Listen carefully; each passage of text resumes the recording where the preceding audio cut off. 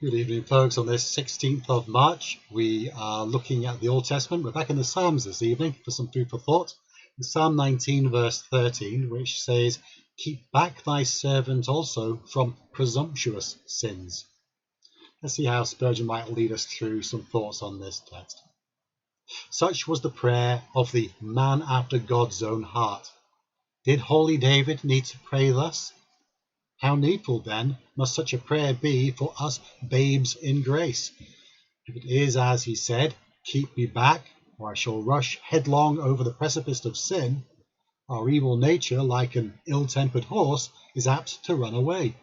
May the grace of God put the bridle upon it, and hold it in, that it rush not into mischief.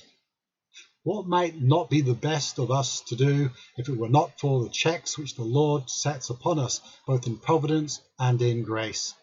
The psalmist's prayer is directed against the worst form of sin, that which is done with deliberation and willfulness. Even the holiest need to be kept back from the vilest transgressions. It is a solemn thing to find the Apostle Paul warning saints against the most loathsome sins. "Mortify therefore your members which are upon the earth, fornication, uncleanness, inordinate affection, evil concupiscence, and covetousness, which is idolatry." What? Do saints want warning against such sins as these? Yes, they do.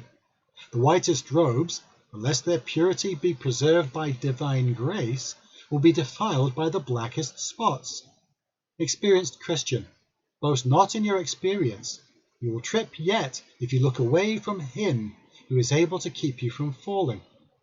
Ye whose love is fervent, whose faith is constant, whose hopes are bright, say not, "We shall never sin," but rather cry, "Lead us not into temptation." There is enough tinder in the heart of the best of men to light a fire that shall burn in the lowest hell, unless God shall quench the sparks as they fall. Who would have dreamed that righteous Lot could be found drunken and committing uncleanness? Hazael said, "Is thy servant a dog that he should do this thing?" And we are very apt to use the same self-righteous question. May infinite wisdom cure us of the madness of self-confidence. There really is some food for thought there, and some stuff maybe for us to unpack in our own lives in general, as well as the theory of it. But I hope that's certainly given us some food for thought this evening. Until the next time, God bless, take care, and bye for now.